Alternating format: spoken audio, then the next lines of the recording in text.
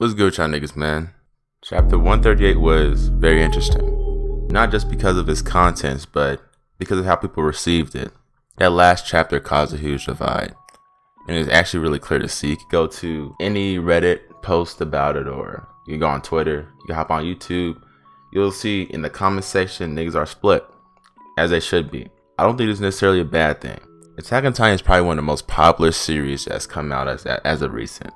If you just look at the data, you look at the search volume, you look at anything, it clearly shows how Attack on Titan literally took over the world at one point. You can clearly see how popular Attack on Titan has gotten, especially if you've been following since day one. I didn't read chapter 1 of the manga. I wasn't at day one. I clearly saw how popular the series got. At first, the series was a cult hit, then it became more palatable to the masses, and now it's almost mainstream. You could definitely call Attack on Titan mainstream at this point.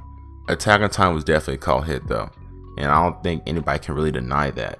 If you look at the early stages of the Attack on Titan fandom, you see games being released, you see YouTube channels based around Attack on Titan being dropped, and Attack on Titan also came out around the time I started taking anime and manga more seriously. I was always into anime and manga. I was making manga, I was drawing my own manga when I was like in 3rd or 1st grade, but it was until 2013 or even 2014 when I watched SEO in 2014. It wasn't until this time period as to when I was like, you know what, let me really hop in this fandom. Attack on Titan fans are a little different than everybody else. That's what I kind of noticed. And it just so happens that Attack on Titan kind of rode this wave of the explosion of anime popularity to where it is now. And the crazy thing is, I don't feel sorry for the manga readers who read manga chapter 1 or chapter 1 of the manga. I applaud you for sticking with the series for this long. Me personally, I watched anime. So that means that I was about 2 to 3 years behind, I guess, the actual manga. So if you were reading the manga, you probably would have been following the series for almost a decade at this point. I watched the 1st season of Attack on Titan, watched the 2nd season, then watched most of the 3rd season. I was like, fuck this shit, I'm about to read it. So I'm pretty sure a lot of people kind of did the same thing. The anime added some shit for me. It added music, it added suspense, it added some things that I guess the manga was missing. But there was a point when I was like, you know what, forget it, let me just start reading the manga. There was about a 5-year time span to where I was waiting every year just for 12 to 24 episodes to drop. And then after the 1st season dropped, another season didn't drop for another 2 years. Like, don't quote me on this, but I heard that Isayama wasn't really planning on releasing the series this long. He was kind of planning on ending it sooner. But because of how popular the series got, he decided to extend it and finally flesh out the story that he never thought was going to actually see the light of day. If you just heard about Isayama's backstory, he is an anime protagonist himself. Like, this nigga went from company to company trying to get his shit published. They all turned it down. I'm thinking Kodansha finally picked up his series and was like, you know what, drop this bitch. If you take a look at the highest grossing anime movies, you would see like Demon Slayer on the top. Then you'll see like Spirited Away, Howl's Moving Castle, Your Name.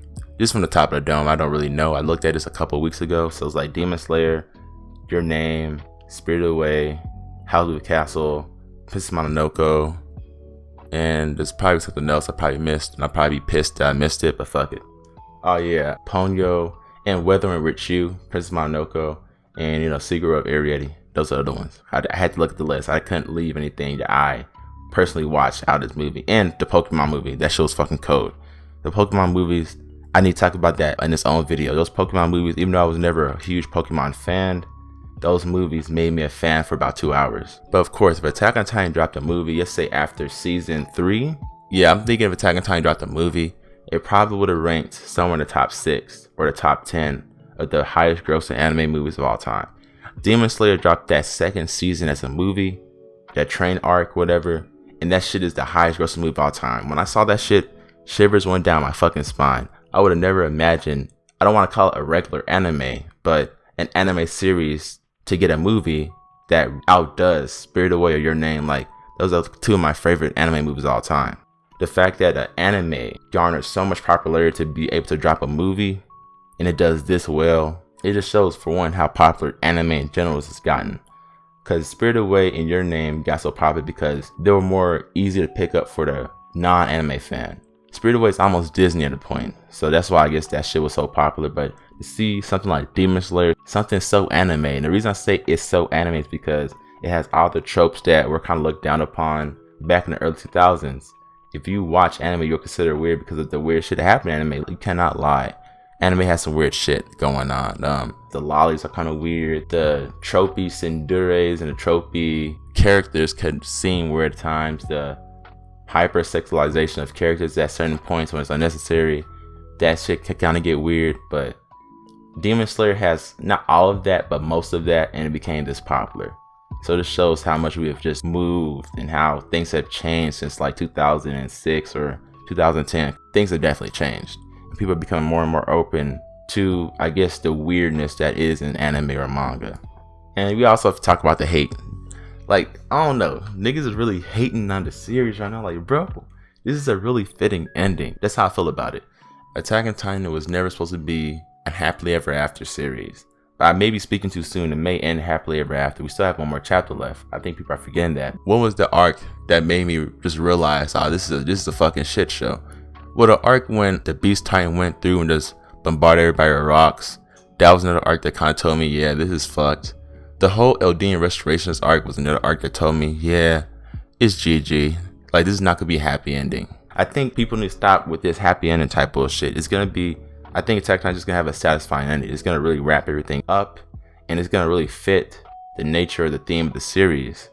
Attack on Titan is really just a series of revenge. I don't think it's a series about revenge necessarily. It's more of a series about human nature. And me personally, I think humans are neither good or evil. They're more or less just selfish. I think humans are intrinsically selfish.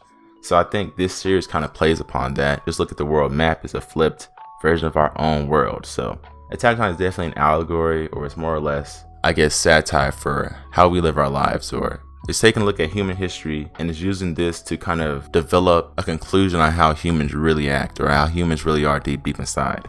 But this is chapter 130. We got one more chapter, bro. Come on. Just speculate what happens in the next chapter. Chapter 139, I feel like it's gonna go down history for having probably one of the best twists of all time. But I saw a comment that said, why would they kill off the main character without letting him say at least a monologue or his piece? And that stuck with me. I was like, Eren didn't really speak much ever since he pulled everybody into the Eldian realm or the past. Eren hasn't really spoken much, and it kind of seems like he was almost on autopilot. And I want to get into that also. I'm gonna get into that a little later, why Eren may be on autopilot. I don't even think he's conscious right now. I think he's kind of being controlled like a robot. Like, we think of Attack on Titan as a mecha series. We think Eren is kind of piloting the Titan, but really, I feel like the hallucigenia was piloting Eren and the Titan in a way. If the parasite or life itself was like a pilot, it would be like one of the first children. If you watch Neon Genesis, like, I low-key think this parasite has its own goal and is really just using humans to finally get this goal. If you watch Parasite, the anime, you saw how humans kind of lived their lives as being the top of the food chain in that series, and finally they got humbled by another alien series. I see this parasite as trying to become the top of the food chain, really just trying to sooner or later get to the point that humans are, because it's definitely intelligent, it definitely has a goal. So I don't think it won't be crazy to say that the parasite really wants a host that could allow it to progress to finally beat its own host, in a sense, if you kind of get what I'm going at. Because it's kind of hard to explain the life thing, because it doesn't really say anything, but it definitely does things. And based on the actions it's taken, as in keeping her alive, as in latching onto Ymir in her very, very desperate state, as for being its own entity during this whole end of Rumbling arc, where it popped out of air and now is really just fighting and turning everybody into Titan shifters. That tells me that this thing needs its own piece. It needs its own scene to really talk. I don't think the life thing will ever talk. Its actions have spoken louder than words. We know this life thing has its own goal, and it kind of goes against what everybody else wants. And we don't know how this life thing could have been influencing Eren this whole time. We don't know how much of Eren's thoughts were Eren's thoughts or actions. But I really don't want y'all niggas to sleep on how much of a role this life parasite hallucigenia thing would play in how the series ends and how the series has progressed up to this point. For some reason, this life thing is the reason why Zeke is able to turn other Eldians into shifters. Because I think of life as the original founder Titan in a way. Or not even that. Is it kind of original royal blood? Because Zeke descended from Ymir Fritz in a way. Because that's what the royal bloodline is Ymir Fritz and all her children. Isn't that I'm pretty sure that's the royal bloodline. So what this royal bloodline has in common with life is their first mother, which is Ymir Fritz, had this life thing attached to her. or this parasite of hallucigenia. So does the strength within the royal bloodline lie within life itself? Life is a parasite, and it truly is intelligent and has goals set out for itself. So what is its goal of causing the extinction of one of the most valuable hosts it's ever gotten? And the reason I say this is because if you look at one of the endings of Attack on Titan, I forgot which ending it was. I think it's either season 2 or 1, I forget. And there's like animals with that red heart beating in their chest. I think those are animals that were once hosts of the hallucigenia. You can see back in the Cambrian period, there were multiple lives. If you take a look at that panel in chapter 137, you can just see there's multiple of them, really. That's really the point I'm trying to get at. Life is a parasite that latches onto more and more developed creatures, and its goal is to rapidly evolve to sooner or later reach a pinnacle, or to sooner or later become its own sentient being. If you compare the life that latched onto Ymir, and you compare it to the life we see now, the difference is night and day. In the span of a little over 2,000 years, life, or the hallucigenia, has evolved from being locked as a marine animal to now being able to fight on land. And that's something that usually takes regular species hundreds of millions of years. What if life is more intelligent than we really actually think? It is a species that has been on our earth since the Cambrian period. So an animal with this much experience, I think we should put more respect on this fucking thing's name, bro. Cause like, this is a parasite with hundreds of millions of years of experience. We don't know the lifespan of this thing because it is fantasized, but it definitely seems almost like an immortal thing, bro. Like, that should survive that fucking blast. Like, ain't that shit kind of wild? We need to take a further look into what life is. I think this thing has influenced the series more than we're giving it credit for. Of course, this is all speculation, and there's nothing we can really do but wait until chapter 139 drops and read it.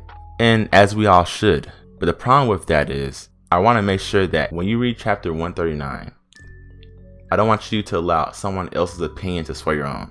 I want you to read it thoroughly, even read it 3 times. Swallow what happens, digest what happens, and then run with that. And the reason I say this is because it's extremely easy to be swayed by a YouTuber's opinion that you really respect.